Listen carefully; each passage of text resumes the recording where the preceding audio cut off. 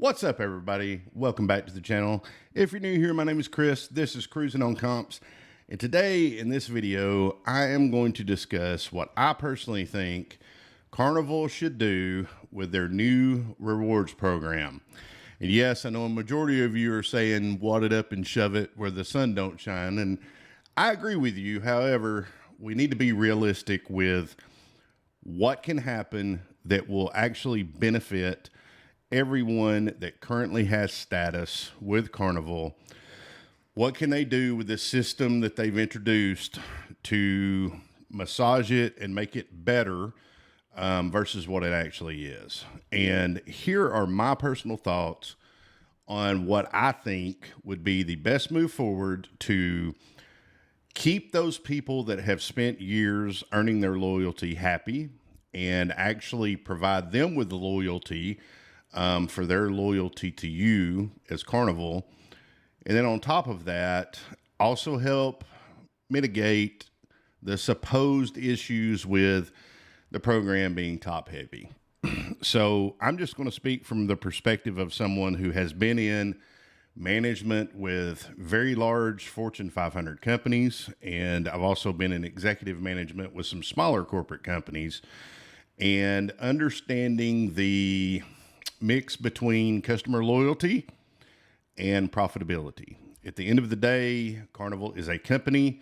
They have shareholders. Their shareholders' expectation is to have growth in their investment, and Carnival is going to do what they feel is necessary to continue growth moving forward. Now, this decision, in my opinion, is definitely going to have some negative impact on that growth if it does not have some changes made to it. However, I will say this. I think that Carnival, like any large corporation, is banking on the probable fact that the vast majority of their customers don't really care about this change. I would say, on average, you're probably looking at maybe 10 to 20% of any Carnival customer that has a future cruise with Carnival is even aware that this change is actually going to be taking place. That's just the reality of our everyday lives with just about anything. Now, there are obviously those of us in this space with YouTube and otherwise that really have our finger on the pulse, I guess you could say, of what's happening in the cruise community because we are in this space. But not everyone is in this space. So I think that part of their decision to release the information now and wait a year before it really kind of starts going into effect is because they do anticipate that most people will not even know that this has happened.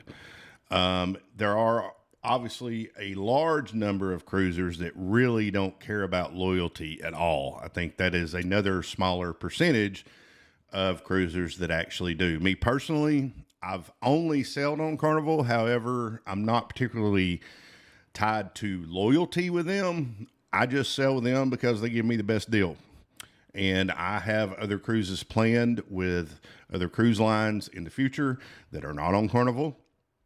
And after that, I'm going to make the best determination of value based off of my investment. So anyway, getting back to the task at hand, here is what I personally think Carnival should do.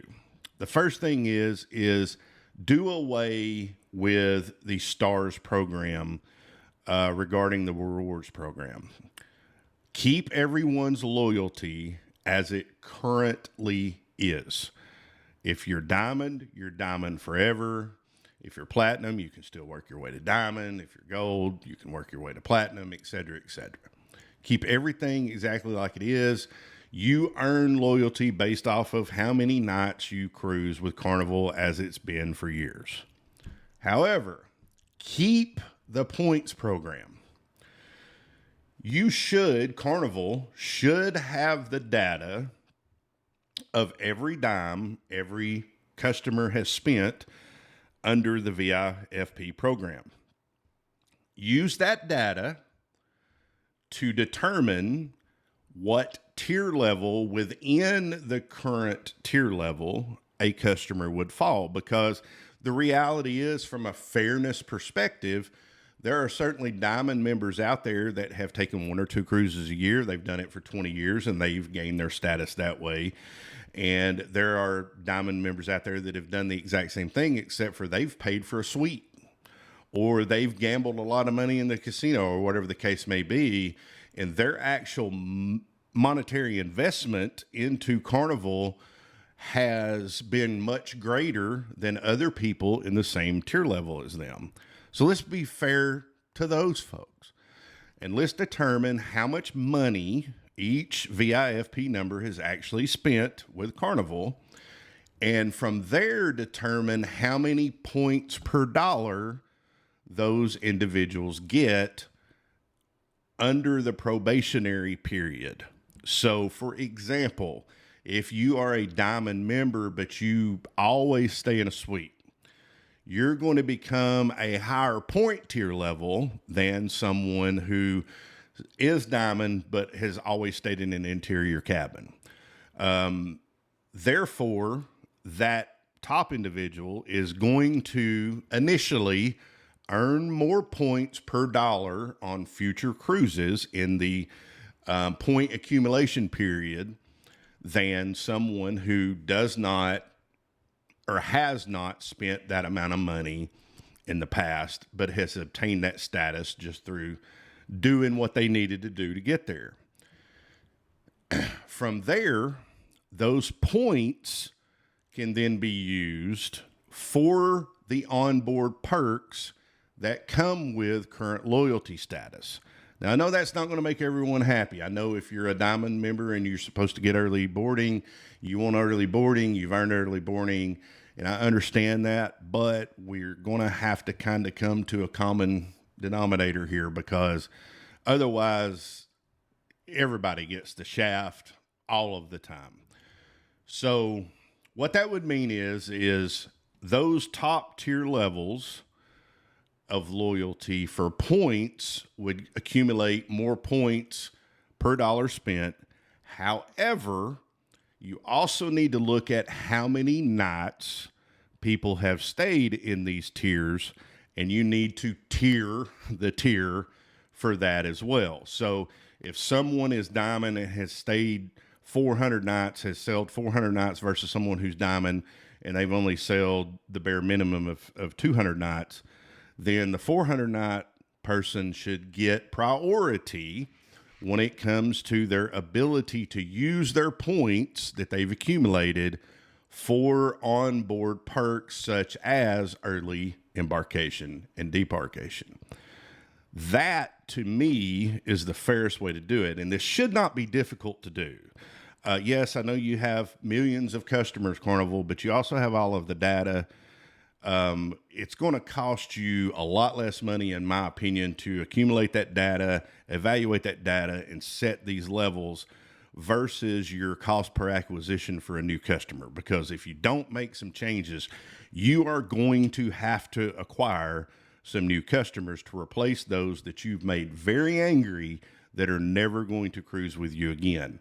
You're going to have to come to a compromise with your customer base. They're who made you who you are, and they can easily take their money and go somewhere else because they have nothing to lose now if you don't make some changes.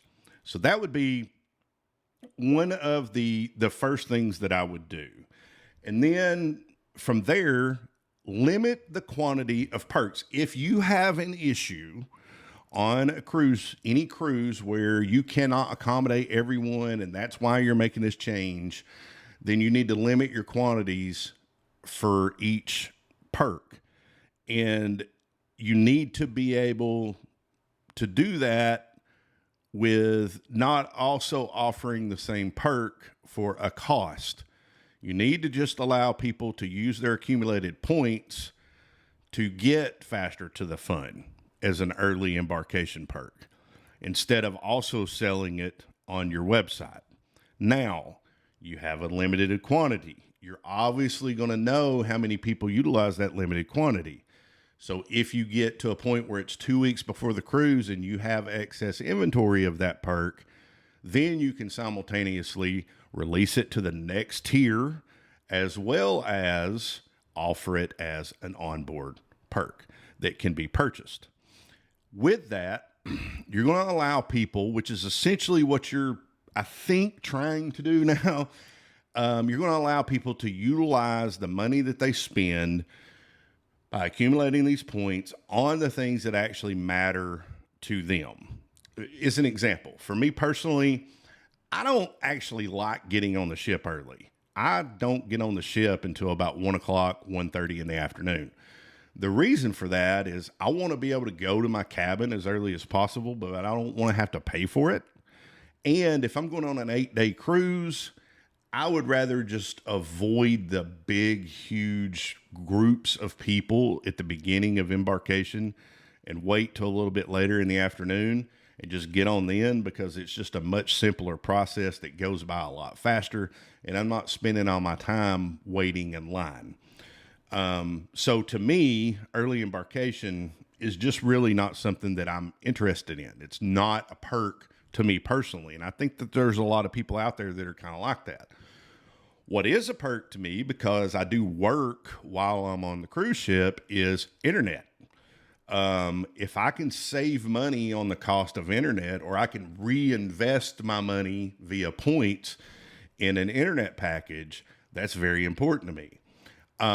The drink package is very important for a lot of people, and that may be more of a priority than some other perk.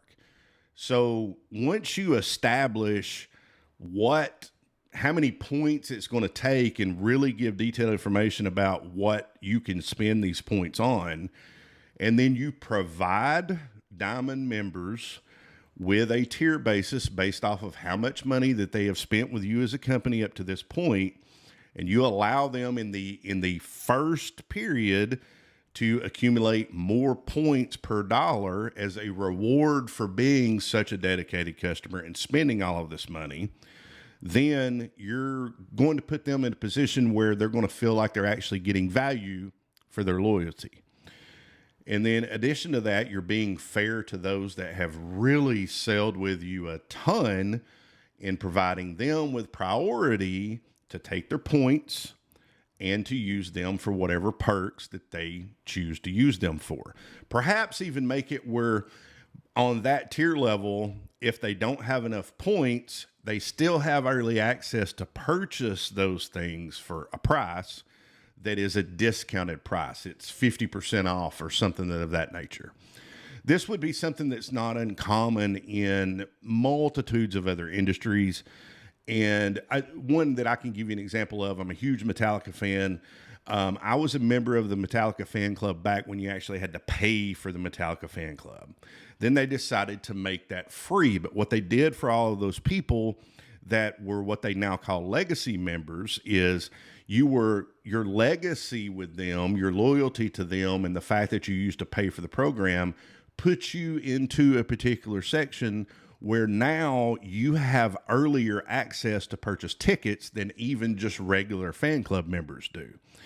And you have better value for those tickets. You can get the ticket that you want much easier than if you're fighting the drones of people. That is a perk of being a legacy member, and that was the band's way of giving back to their loyal fan base that had been with them for years and years and years, that had made it an investment in them. That was a way of them giving it back. And if a rock and roll band can do it, I'm pretty sure Carnival can do it as well. So those are the steps that I would personally take. You know, the STARS program just needs to go away. Everybody keeps their loyalty. Everybody is able to utilize how they gained their loyalty to their advantage. Now, after you go through the first period of point accumulation, from there, everybody's going to accumulate points at the same basis. Make it 3 points for every $1 like you currently have it. Yes, you're having to buy your loyalty. But again, as long as you keep it where you have those tier levels within the diamond and the platinum and the gold for those individuals to have earlier access and be able to purchase things even at a discounted rate or use their points, whichever one they're able to do, for the things that really matter most to them, I think you might be able to save some of your customer base that is angry about this. But if you don't do anything, and I'm talking to Carnival here, it's going to hurt.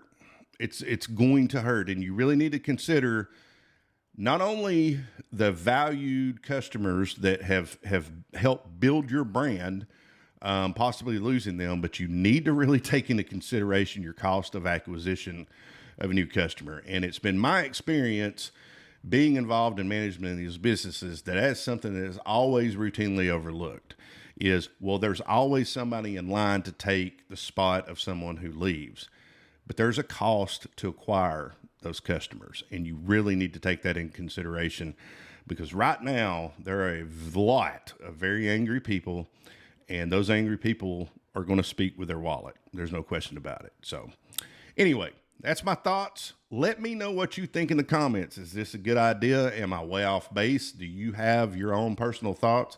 Share them down in the comment section with us. We'll start,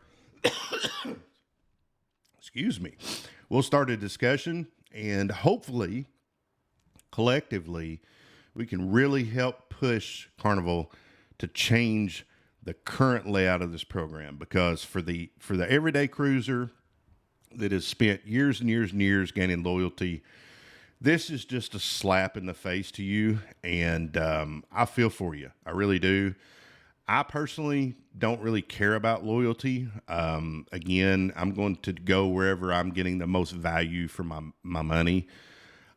So far, that has been Carnival, but I am going to branch out and try other brands as well, simply because they've reached out to me with value for my dollar, and I want to see what they have to offer. So that's my stance. Let me know in the comments again what you think. If you are not currently subscribed and you enjoyed this, if you would please just take a moment, hit that button. We're closely approaching 3,000 subscribers. I can't thank you all enough. Y'all are what gives me the motivation to sit down and make these videos. And I know this one was a little bit different because it didn't really contain any comp or cruise or gambling information, but this is a very hot topic right now, and it's something that I've seen a lot of people talk about, the changes and how they're negatively going to impact things. And I'm seeing ideas being floated, but this particular idea is not something that I had seen floated. So I just wanted to share it, gather feedback. So once again, leave me a comment. I really appreciate it. Thank you for taking the time to watch, and I will catch you on the next one.